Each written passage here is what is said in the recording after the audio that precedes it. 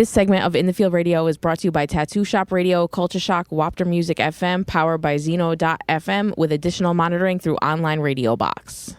It's In the Field Radio, y'all. Everything's real in the field. On 91.3 FM, WVKR.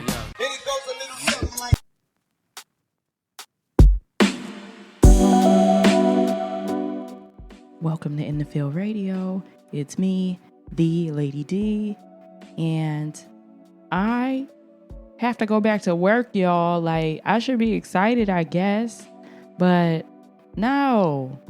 It's been 6 long months. It's been a lot of stuff that happened, and I finally got cleared by my doctor to go back to work. So, bittersweet moment, but yay to being taken off restrictions. I can eat sushi.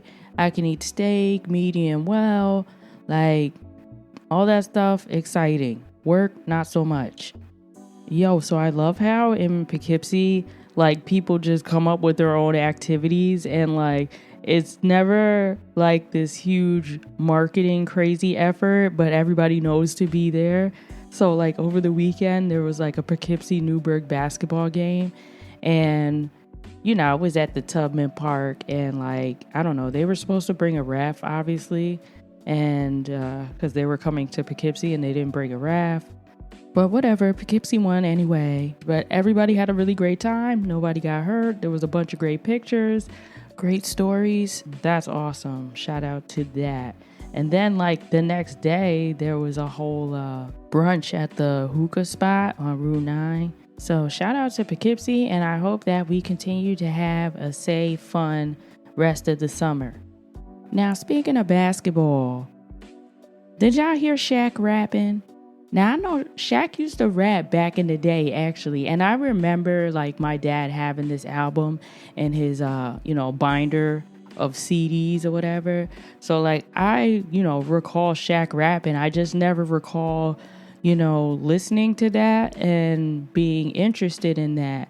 But Shaq had 4 albums, 2 compilation albums, 2 soundtracks, 19 singles, 1 unreleased album, and was signed to Jive Records in 1993. That was only 1 year after he started his NBA career in 92.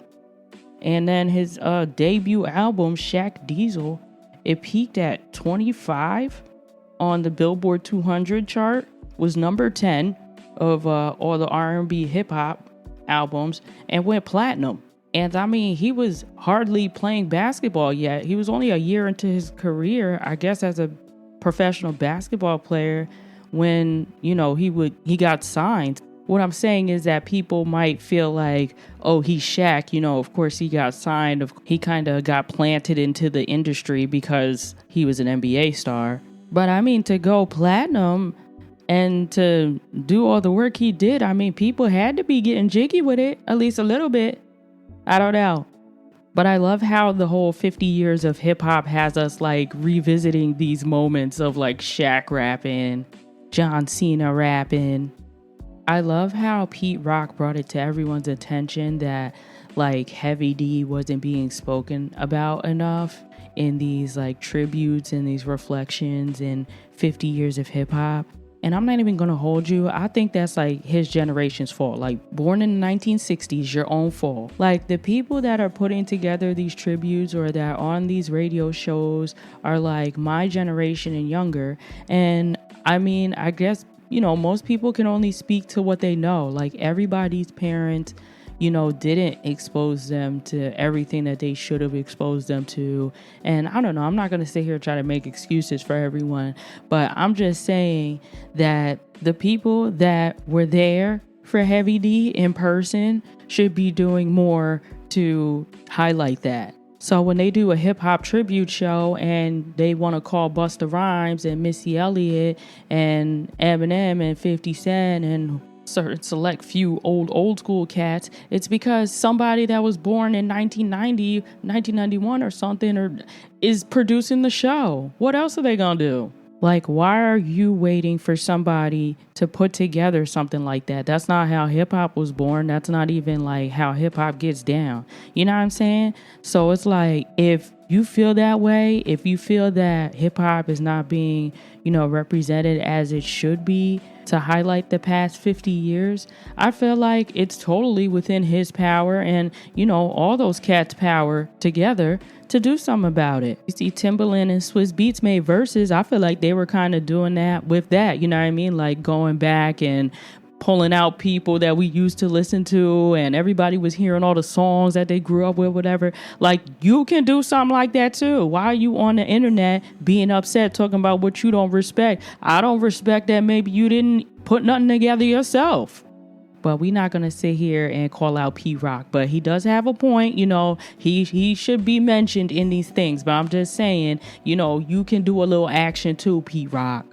Action. You're going to hear our interview today with Chef Chopo. He from Poughkeepsie. He's cool. Y'all might know him as Diari also. He had the gallery in Newburgh. That's a businessman right there. He is a real businessman. It was super cool talking to him. In the Field Radio, Lady D. Don't go nowhere. Hey, are you thinking about starting your own podcast? Well, you can stop overthinking it because the hardest part is actually getting started. And that's where Buzzsprout comes in. Buzzsprout makes it easy to launch your podcast and has already helped over 100,000 people just like you start and grow their own podcast. With Buzzsprout, you can have your show listed on all major platforms like Apple Podcasts, Spotify, Google Podcasts, and more. You'll get a great-looking podcast website, audio players you can embed on other websites, detailed analytics to see how people are listening, tools to promote your episodes, and more. Stop waiting. Start your own podcast today and get a $20 Amazon gift card. All you have to do is click the link in the show notes below.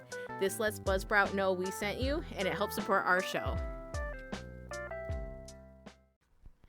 Welcome back to In the Field Radio. I'm Erin Boogie. I'm here with Miss Lady D. What's going on? And we're here with the man behind Sundaze Burgers. Hey, how you doing? I go by the name of Damel Diari, better known as Chef Chopo. So why don't you introduce yourself for our listeners who might not be familiar with who you are and just let them know some of the things that you do since you wear a ton of different hats. I like to say I'm a food manufacturer, pretty much, We're manufacturing food. I started out working for luxury hotels. Then I transitioned to creating pop-ups. I did a lot of dope pop-ups during COVID. From there, me and my wife actually created a concept called Sundaze Burgers, which was really just a test to see how people will respond, and it's been going well so far. Who cooks more, you or her? Man, I don't know. Right now, her. I would say my hat has switched from, I'm not really in the kitchen as much as I used to be. I'm doing a lot of the front of the house work, a lot of the behind the scenes things like this. Is she a chef too? Yeah, I met her at a hotel we worked at. She was a pastry chef. I was working the line, and I was talking to her, and I looked at her one day, and I was like, I'm gonna marry you. Oh my God, this is classic, chef love story. I was like, she came from Africa, right, over here. Oh my God. I was like, I'm gonna marry you. You're fire. And she looked at me like, you're crazy. Oh, excuse me. She said, you're crazy. And I made it happen. Made in America. Yeah. Oh wait, coming to America. A burger love story. No, I love that. And you don't find it challenging to work with your significant other, live with your significant other, life with your significant other? That's quite the balance. You know what? It is, but I'd rather be with her as much as possible. Oh. So we enjoy our time together. Sometimes it gets difficult, right? And I feel like a lot of times we lose ourselves in work, we have to make a conscious effort. It's like, yo, let's go on a date tonight. Let's just go eat. Or let's just chill. So what are some of the challenges that you face working with your spouse? She thinks she's right all the time. She is. She's super particular, right? Super particular. She's really like the chef de cuisine. Like she has a keen sense of let me say she pays great attention to detail, okay? And nothing really goes by her. So something where I'm like, this is okay. She annoys me about that. But I guess that's what makes our product so good, that we have those checks and balances, Because I have a high standard, and her standard's even higher than mine, you know. So that's what makes us a good team. What do you guys listen to in the kitchen? Because we do music on this show. So Really? I'm not gonna lie. I like a quiet kitchen a lot of times. So you know, it's extreme focus. We really don't play music in my kitchen. But sometimes if we do play music, we play like Smino. Who else? Like people wouldn't really listen to. I like Frank Ocean. We got Sir. Play like Sir. okay. These sound like amazing kitchen vibes. Yeah, we got dope vibes in there. We have some classic stuff. You might have some Andre 3000. Yeah, man, we're like a real chill, laid back. Cause none of the new drill music that's popping is in our kitchen at all, really. You know, and if we do, it's somebody like, I like the young Nudie kid so far. He's like out of the new school people. He's cool. I like West Side Gun and stuff like that. I like Makhami, you know, but we have some stuff like that if we go rap, you know what I mean? But normally it's just something with a sense of style and artistry to it, you know? Like we like a chill vibe, nothing too aggressive. Yeah. Because food is like a science. It is. It's like there's food science, and I always thought that was cool. Science, definitely. What's like the most scientific thing you did with food? Wow, that's a good question. I mean, molecular gastronomy is crazy. So, man, everything is really science. I mean, about the whole cooking process, right? I mean, recently, right now, I'll tell you something. I'm trying to make the best version of chili, so we're doing a lot of testing, and I just realized that if you add like a little bit of baking soda or whatever to the meat, it raises the pH in a sense and locks in the water, so it sears better when you have large batches of ground beef. So that's like a little science thing. We're trying to figure out different ways to like execute our chili better, you know. So we did a whole test on chili, like cooking it with coffee, with lager. Every recipe is like a science project, honestly. Exactly. Yeah, because we're making our own recipes. We're not going online and like finding stuff and remaking it. We're like really starting it from the grassroots and having testing. We do a lot of research and development in my kitchen. Isn't that cool? So take us back to the beginning. How did you get into this? How did you get into cooking, and how did it progress to the science of it? I got into cooking. I mean, like, how real is this show? Like, is it like? Yeah, no, it's a real show. It's a real yeah. show. All right, so I was doing things. I had a house, and we had a business going on at the house. So I realized that it was just garnering a lot of traffic. So one day I was like, look, chicken and waffles. Let's give everybody chicken and waffles. Give them to the house. So it's a reason to get them to our house. And that's what we did, right? Because it was easy, it was something simple. And then from there, I really fell in love with the concept of chicken and waffles. I'm like, look, nobody has chicken and waffles. This is years ago. It's like 2000, 12 or something like that, right? Long story short, I had a clothing store, right? Really popular clothing store in Newburgh. And then I also had an art gallery. So in my art gallery, I was trying to promote it, and I would hire chefs to do pop-ups, right? So I was hiring chefs to execute these pop-ups. And one day, my pop-up got sold out. Like, we sold out like 150 tickets, right? And we made like $10,000 pre-sold tickets, a lot of money. The chef tried to hold me up, like for ransom in a sense. What he said, I'm not coming unless you give me this portion of the sales, because he felt that he was responsible for the reason why everybody was coming, when really it was me. You know what I'm saying? I had a wave. So he left. Everybody was looking for food. Total embarrassment. I was like, I'm not letting this happen no more. I need to be self-sufficient. No one's gonna have control of my business but me, right? Or be able to affect me. I need to learn how to cook, right? So I lied on my resumes, right? And somebody called me to hire me or whatever, and they gave me opportunity. Just so happens it was at a kitchen that had a Michelin star chef, 2 Michelin stars. He was a 2 Michelin star chef, which is like the NBA championship, right? That's the end all be all for cooking. Yeah, so I ended up working in this kitchen that had like a world star cast of chefs there, all like top notch. So it was just like going to the CIA or something, even exactly better, right? Yeah. So my first kitchen, I was blessed to be in that position where I'm learning from all these skilled people, and I got paid to do it. But I knew that I never wanted to be like a cook selling my time for money. I just needed to learn the skills, kind of, to expedite the process of me learning Right. instead of going to the CIA, so I could go hustle. You know what I mean? And be an entrepreneur. And I ended up staying there for a while. Then I bounced. That opportunity led me to working for Trump National, where Eric Trump lived, and him and his wife, right? So now I'm exposed to like super fine dining, like the country club side of things. Like Eric, I did him and his wife's baby shower. I did all these crazy events, right?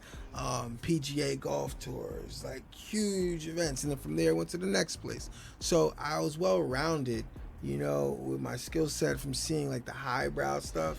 Then I came back and helped. I was one of the opening people. I'm the opening team of like Hudson Taco. I worked at Heritage. You know, I worked at Primo. I've worked at all these, you know, cool places, gaining different knowledge points and techniques from all these great chefs in the area. That when it was time for me to do my own thing, like it was easy. It was cakewalk because I knew how to brand because I was a rapper already. Right? I knew how to get myself on blogs, how to make myself pop. That's like the area where a lot of chefs don't have. You know, they're good in the kitchen, but how many chefs do you see really market themselves? Like, so I knew that, listen, we're going to make this how rappers do it, right? Let's brand myself like an artist, but just have the food as my product instead of music. And then I felt like that was something that could be something cool to live in the market space, you know? And that's where we're at right now. That's how Chef Chopo was born. Chef Chopo. That's Chef Chopo, yes. So from all the pop-ups I've done, all the hotels that I worked at after that point, me and my wife got married, right, in August 27th. We had a baby 4 days later, right? Had the baby. We're at home on paternity leave for 13 weeks, right? Sitting there like, man, what's next? I see a YouTube video flash across the screen that was like those gurus. Like, look, buy my course, you know what I mean? And you make $1 million. I'm like, well, I could do that. You know what I mean? I'm like, all right, you know what? I'm going to show people how to start a restaurant. You know what I mean? That's going to be my course, right? I'm going to show them how to start a brand, right? And I typed on, it was January 8th. I went on Facebook. I was like, listen, I'm going to start this business. We're going to, you know, who's going to come along with me on a ride, like, to be successful? It's right after New Year's, you know, the resolutions. Everybody's motivated. Everybody's motivated. Yeah. I'm like, you know what? I'm going to show y'all, like, you know, how to make yourself pop. Like, let's do it. Everybody picked burgers, right? I was like, okay, so we're not going to hesitate. I just picked the name, Sundaze. All right, this is the name. You know, I saw when that happened on Facebook. I've been watching you for a while. Really? So, yeah. Oh, you saw that, I remember right? the gallery, all that stuff. Oh, so word. I remember when Sundaze dope. Burgers happened. I was like, whoa, this is cool. Yeah, dope. So I really just did that. Like, I made the logos. I spent no money. I did it all myself at that point, right? Just to get it started, to show people whatever you're dreaming of, you can do it. Just don't play with it. Just go. You know what I'm saying? I didn't make a business plan and all that. The business plan was action. You feel me? Like, we took action. So I set up a DoorDash, and actually because I was doing it in front of the people's eyes on social media, it actually made me go work. Because every day I wanted something new to post. You see what I'm saying? I'm like, okay, today we made a logo, guys. Look, it's called Sundaze. Yo, I got the Instagram page, guys. Check it out. Yo, I got our DBA today, guys. You know what I mean? Like, I had to keep doing stuff every day. So it actually pushed me into the purpose of it, right? Right. So we did our first pop-up February 19th. So we started January 8th. First pop-up was February 19th in Newburgh at a place called Sazon Boricua. Sold out, right? We made money. We made over $1,000. And mind you, this is something that's in my head. I just thought of a name. No business plan. I made some logos on Canva, made an Instagram page, made a menu. That's why we kept it burgers. So it's a small, concise menu, focused menu, something anyone can execute. Right? Because I don't want to be a job. I want a business. I want other people doing it for me, you know, so I could do other things. And we made money. It became real. People actually liked it, right? So they're like, yo, this Sunday. So now I'm like, oh, you know, let's keep this going. We didn't have a kitchen. We didn't have anything. So we were doing it out the apartment, right? We were doing it out the apartment. We had the DoorDash coming. We were doing only late night meals. And we caught a niche market during that time. So now that blew up. You know what I mean? We're cooking till like 3 a.m., 4 a.m. The fire trucks are coming to my house every night. Like, you know what I mean? Like, it was crazy. Like, we setting off alarms. It was mad, right? We tried to hire my neighbor, you know, because he was a chef, and he ended up calling the health department on us. Hater. So him. But he got his karma. Yeah. So him calling the health department on us led us to finding another opportunity from someone who owned a space on Cannon Street. That's where we had a pop up at a brewery on Cannon, that was in Poughkeepsie. So he owned the garage there. He said, listen, you guys can utilize the garage and see what happens. And we did that for a while. We actually just stopped that like 2.5 weeks ago, but we went from making zero, like just being a thought in our brain. So we were bringing in over like 14-15 grand a month, you know what I mean, just off of Instagram and just Facebook posts, like not even really like nothing, just literally just posting on Instagram like we're open today, and just people coming, and we were just like doing great numbers. So now we're here with you guys. We're here. That was the rundown, Sundaze pretty much. So anybody could do it, just get out here and grind, really. I love that you have an atypical story. It's not like I was cooking with my grandma as a child and I went to CIA and graduated. Yeah, none of that. Like, I had a clothing company. I wanted to be a rapper. Like, you know what I mean? I had art galleries, it all plays in the same sense because food is art. Right. It's culinary art. So it's all in the same vein. So I understand the space. But yeah, this wasn't even what I wanted. I had no idea that I would end up here. It just ended up that way. And so now you're doing the pop-up Sunday at the Underwear Factory. Yes, ma'am. You gotta come by. Get some burgers. They're fire. How quickly do you sell out? The first night we sold out in like 2.5 hours. It was mad. We had to and when we sell out, we get our beef from a specific farm with a specific blend. So it's not like we can just go run and grab more. Right. Beef. We don't freeze anything. So if we're out, we're out. We usually make 100+ patties, and we have a certain amount of our chicken sandwich. What sets Sundaze burgers apart from all the other burgers out there? We got style, man. Like everything else is boring. You know what I'm saying? That's just plain like Five Guys. All these places, they're just boring. They're not dope. Like I like to say we're a mix. We're like if Supreme or Bape sold burgers.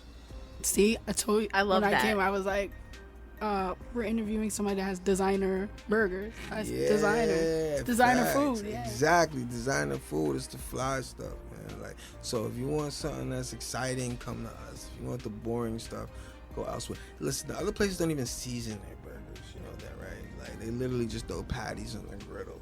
I feel like Frozen that. patties. Yes, I wish I had food to bring you guys right now. This is a shame. No, so we were gonna ask you to bring food, but then we decided that we wanted to come through and have it fresh. Facts. We'll just come over. We're gonna do like a vlog, either Saturday or Sunday, and we're gonna do like a vlog to post on our social media too. Yes. So that way we can showcase the burgers, the fries, and do all of it. Oh, I like your hair color. It definitely works with your skin tone. Thank you. For sure. Yeah, but yeah, I'm with that. I would love for you guys to try some burgers. So let's sidetrack. Well, do you have a question? You look like you were about to ask one because I was going to take it back to the rapper days. Uh-oh. No. Okay. You should give away verses with the... Yeah, like... Oh, he just comes and raps with the burger. Talk about being a rapper at first. Ma'am. And then also talk about opening the clothing store. Like, how did you go from rapper to clothing store? Well, what happened was I had a store front and whatever, but I ended up getting shot in that storefront, unfortunately. Oh, my Lord. And, I was not Why would expecting you... that. You know what? You got to prepare us for I'm that. sorry. Oh, my. I'm telling you my story. Yeah. No, you have a very interesting I story. got shot in the storefront, and I was in a coma for a while. They're going to amputate my leg. Oh. I had a blood transfusion. Like, I was going to die. It was crazy. You know what I'm saying? And we're glad you're not dead. yeah, thank you. And then my family, everybody wanted me to get rid of this store, but just so happens I was paying the rent on it, even when I was I had the rent paid up. Yeah. So when I came out and I was able to walk again a little bit, I wanted to switch the narrative. At the time, Newburgh was literally on the statistics is the murder capital of New York State, right? And I just wanted to switch the narrative of what someone who looked like me could do in a city like that. So we made a statement to start a clothing boutique, and it just wasn't any boutique. We had bamboo wood floors that we put $25,000-$30,000 into a space that wasn't ours. It was stupid, but we just we wanted to just make a statement, right? And we did, because it wasn't about the clothes. We just created a lifestyle brand, and that's what I'm doing now. Right. So we had it was vintage clothing. Nobody was really doing that at the time. We got support from all the legendary OG streetwear brands like Crooks and Castles. We're around that era, Oh my goodness. The golden age of streetwear. Yeah. We had the Supreme. We really had the Babe. We was really official, and everybody knew it. And it was a small spot. It's 900 square feet, but it was fire. So that's where that's when I started that. And the music was just that. I tell people, music's expensive. I did everything myself. I put myself on MTV, and I never did it to get a deal. I liked hearing myself, because I felt like I made real music, and what I was talking about was official, and I liked my stuff, so I just did it for me, right? I put a lot of money into my music, a lot of money into. It's a big investment. My videos, my fashion, you know what I'm saying? And then after a while, I'm just like, man, it's hard to see money back. People doing free showcases. I'm not with free showcases. So I figured out how to make money off music in the local area. Luckily, I was one of the few. I feel who actually was making money off of what I was doing, before streams, selling my merch. That's how I learned how to do merch. I was doing shows, concerts, having booking agreements and with venue halls and spaces like that. So I got a first-hand education, and the entrepreneurial side of just doing your thing in the hip-hop space, and fashion goes with it, So yeah, that was my music and clothing days, I guess, in a nutshell. Who are your professional influences? Wow, they change all the time. Yeah. No one really influences me. I'm not influenced by anyone, but I like Kobe Bryant. I listen to a lot of Kobe interviews.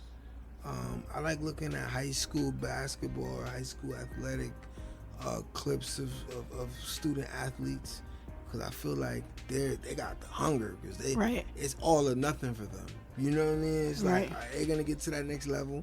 They playing for stuff. There's no money involved. They trying to get to the money. Right. So they gotta they have levels. They gotta get to college. They gotta kill in college, and then they possibly can get a job. So I like looking at highlight clips of high school athletics.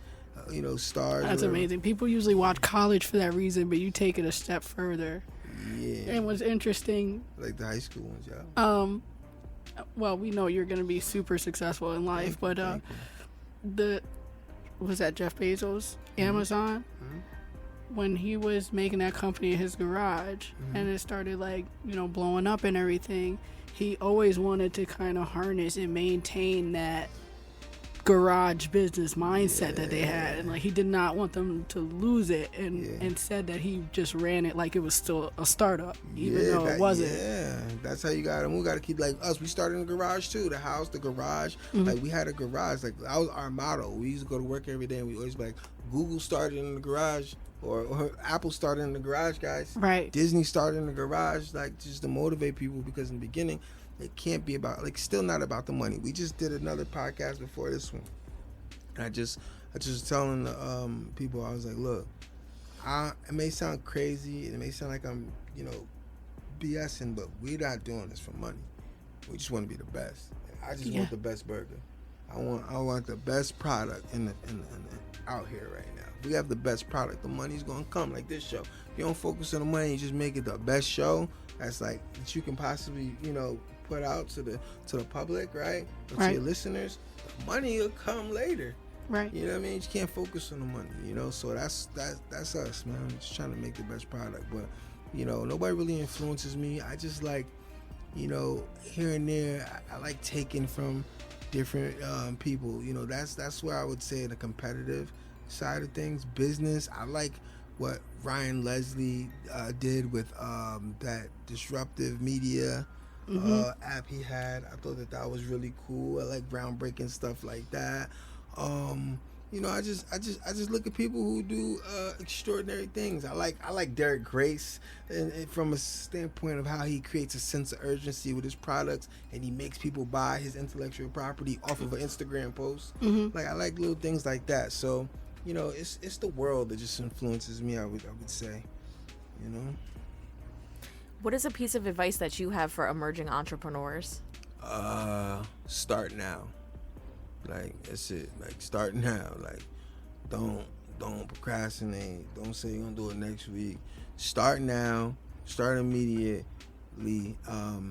And because if you fail first and fail hard. You know, and in that way, you know if you're really gonna go for something or you're not. If it's not gonna work, it's gonna fizzle out, and you're gonna go to the next thing. So start now. I think that's a good piece of advice. I think sometimes people hold back because they feel like they're gonna wait for the right time, and the right time is now. It's now. Like us, we didn't write no business plan. Like the business plan is action. That's it. Like, do your thing. Who is another chef that you would like to collab with? James Kent. I like James Kent.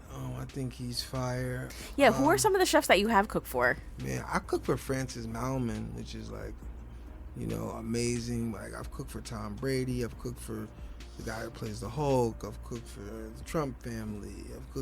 I've cooked for numerous basketball players. You know, Yankees owner. You know, some people I don't even know their names because I'm not like into, but I just know everybody else makes it a big deal. You know, a lot of models. You know, like when you're working at these, They eat burgers. Well, they do actually, but like I worked at luxury hotels, so the luxury boutique hotels is where these people play and sleep and frequent. You know, so they're always like, oh, we have this. You know, before service, they always announce the VIPs, what have you. Or we have this actor, this person. And it's like, you know, and I used to do events for like for instance, I had a week span where I did the OKC Thunder, Neiman Marcus, Ralph Lauren. Like, these are the things that were like my everyday schedule of places I worked, you know. So How do you feel about this huge shift towards like plant-based veganism and stuff like that? Because there's things I draw the line on. Like, I just won't eat a burger if it's like that. You know what I mean? you don't No, eat meat? I eat meat. Oh, yes, but I'm saying, like, I'm not gonna go out of my way to eat like a Plant-based cashew burger. I mean, And you know what I'm saying? yeah, Like, I'm just not gonna eat it. honestly, I just feel like things are just coming back to what they naturally should be. You know, our teeth aren't even designed to eat meat. You know what I mean? Like, humans are supposed to eat fruits and vegetables. Even if you talk about, I'm not a religious person, but I like to throw this out there. Like, from a religious standpoint, even in the Bibles, they tell you to, you know, eat fruit, right? You're not supposed to be eating meat and things like that in the Bible. So if people want to align with God, you know, you have to, what about eating what God tells you to eat too? Yeah. So a lot of people miss that point, you know what I mean? With Yeah. like the Bible, they do everything else. All this sending in this, but it's like, God tells you to eat fruit, you know, and the vegetables, like, so, you know, I think that it's just coming back to what it's supposed to be naturally. Like, I've been a vegetarian for 8 years. Not right now, but I've done it before, and I've noticed the difference in my life completely. Really? Yeah, like tremendous difference. My energy level, sex is better, just everything. My hair grows differently, and then once I started to eat, I had to actually break that to learn how to cook, I felt, because I wasn't tasting what I was cooking, you know? And once I started to eat meat, oh man, I was so sick. It was the worst thing ever, honestly. Like, yeah. So I think it's okay with that shift for plant-based, though. I think people need more plant-based. Do you struggle with like morals? Because like, so you're gonna cook things that you obviously don't necessarily agree with. I'm not saying I don't agree with it. I'm not saying I agree with it. I'm just, you know, these are just the facts of, you know, what's if people are going by, you know, certain doctrines or laws that are in place, right? I think everyone has the choice, the free will to do whatever they want to do with their life, and that's what, you know what I'm saying, life is about. You have the free will. If you want to eat meat, go ahead. I'm not gonna. Yeah, I always wonder if people feel bad. Yeah. Like, they'll ask the drug dealer, you don't feel bad serving No, that I crack don't- to his I don't grandma? feel bad And because- it's like, okay, what no. about the lady that's going to get Sundaze burger like every single, you know, and is getting like a double digger bacon candy Yeah, cane, but whatever. that's why, like, at least if we're gonna do burgers, right? And me and my wife are big on this. Like, we're gonna give you the best burger. It's fresh. yeah. Right? We're not giving you some BS. Like, if you're gonna get a burger from us, That's like, we're the people. If you're gonna have a burger, we're the people you need to get a burger from. Right. You know what I mean? It's not like we're clean, right? Cleanliness is top of our list, right? We pay attention to detail, and we're just making it as fresh as possible. Our fries are fresh cut. I was just gonna ask if they're hand cut. Yeah, we cutting the fresh fries. You know what I mean? It's like, we're going all the way. That's why we don't also. So I don't serve that many burgers, right? Because it's like less is more, right? We want to just give the perfect experience, and that's it. Once you start trying to mass produce a lot of things, you know, that's when quality sometimes. But you know, I'll still be on top of it, but we just want to assure everyone has a great experience. You know, get your produce and meat from us. What is the future of Sundaze Burgers? Do you see it being like a franchise type thing, a chain all over the country, everywhere? I think we're gonna have Sundays every day. Oh, I like that. You know, every day is Sunday. Every day is Sundays. That's the future. That's every beautiful day branding. Sundays. Yes, man. Please, can't wait. You know, till we're Monday through Monday. And the Sunday burger has ice cream on it. No. The ice cream sundae. Ice cream Sundays. Yeah, we need Sundays. I'm just kidding. Yeah, I know. That's disgusting. We do need. We do need ice cream Sundays though. That's a fact. Definitely ice cream Sundays. That's coming soon too. Shouts to you. The In the Field Sunday. Oh, can we get a burger? Oh wait, we'll have the Sunday or In the Field burger. Yeah, We get a burger. We could do a pop-up collab. Yes. Why not? We should. You guys should buy 75 burgers and give them out for free. Oh, I love it. That's the best way to do it. Look at this guy. Just give it for free. If you were a food or a burger or a meal, like what would it consist of? Oh man, that's crazy. It's honey, right? Something with a lot of honey, man. You know what I'm saying? Honey would be on it. Yeah, honey. I don't know. It'd have to be like something decadent, I would feel, but still have like I don't want to be. I don't know. I just like something that puts you to sleep. You know what I mean? It's just like, I love this. You know, it'll feel like a hug. You know what I'm saying? I like short ribs, honestly. Braised short ribs for some reason. I'm like really into like braised short ribs with like just a good mashed potato or something like that. You're making me really hungry right now. Yeah, for like a really good meal. With a great demi sauce, like a good braised short rib with a great demi sauce, mashed potatoes, good vegetables. Just like, yeah, we're there. You know, simple but just fire, and still could be high end at the same time. What's a local eatery that you frequent? Wow. Frequent. I like Akari's teriyaki. Sushi? Yeah, I like their teriyaki. It's super consistent. If it's pizza, I like Hudson and Packard. Oh, their pizza is so good. It's super like pizza dope. Crack. Charlie's super dope. You know, Jasmine's super dope. If it's Italian food, it's Cosmos. Oh, Cosmos is good. Cosmos is good. I like consistency. Have you had Savona's Trattoria yet? I have not. You have to try there. I'm going there tonight, man. Where is that? It's right on Raymond Ave next to Vassar College. Yeah? Yo, we should go there. I'm going right after this. You're then. going after. I'm hungry. We might have to do a group My field guy's trip. hungry. I'm definitely going. If you say it's fire, I'm going. I'm going right after this. So what's next for Sundaze Burgers in the immediate future? I tell you what, I'm coming out with a cooking course. We're coming out with a cooking course you can download. You know, videos gonna be attached to it. That's gonna be fire. So you can get the Chopo cooking course. And so where can our listeners find you? You can come on our website, sundazeburgers.com. That's DAZE as far as days, there's no Y. So sundazeburgers.com. We're at the Underwear Factory every Sunday, 1 p.m. to 7 p.m. So those are our hours. If it gets confusing, just look us up on Google, Sundaze Burgers. It'll tell you where we're at. Our phone number's attached there. You can call us. I'll probably answer. You know, we take it from there. Amazing burgers, amazing people. Is there anything else you want to let our listeners know? If you have $30 to $50 and you're thinking of where to spend it, come with us. We need all. No. And he'll entertain you too. It's usually like come and this other thing is also happening, like not just food and get out. Yeah, man. Love Just that. come check us out, man. We want people to come. Just come see us. Come say hi. Come meet us, please. Like, we want to meet you. You know, we're here for the people. This is a company for the people, by the people. right? This is in real time. We're gonna be the people's champs. Not the burger president. Yes, I was just I'm like, thinking that. I'm like Rocky, right? Like Rocky running up the stairs. That's me, Rocky. You know, my wife is Adrian.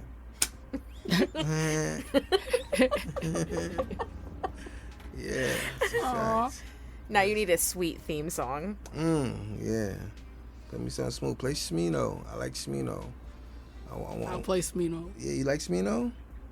You ever heard of Smino? I don't know what Smino is. You don't know what Smino No, you don't know is? who Smino is? Wait, who's Smino? Oh, man. Okay, we're gonna have to have a. Yeah. We need now we gotta talk. to listen to Smino at Savona's. Smino is one of the dopest artists out, man. He's so fire. You gotta listen to him. Can I be the music that plays on one of my commercials or something? Well, yeah, you could send it to us and we could play it during the show. Yeah.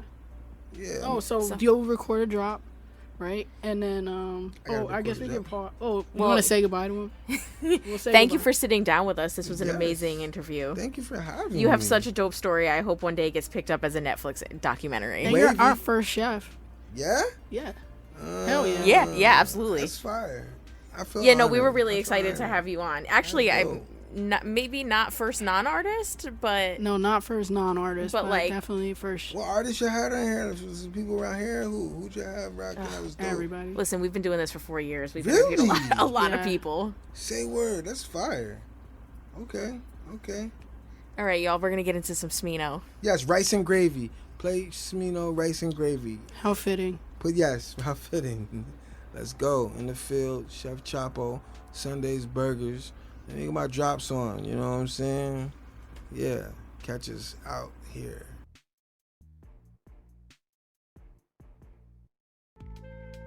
Welcome back to In the Field Radio. You know what I'm about to do. Make sure you follow In the Field Radio. Write to me. Tell me what you think. Do song requests. You know what I'm saying? Talk to me. Do shout outs. If you write to me in the DMs, I'm going to read it. And I'm going to do what you tell me to do. Boss me around. I like that stuff. At In the Field Radio on everything. All right. I'm about to get out of here. Big thank you and I love you. To anybody that's rocking with us, all our loyal listeners, love you guys. Thanks for chilling with those chicks on Mondays in the Field Radio 91.3 FM WVKR Poughkeepsie. Have a good night.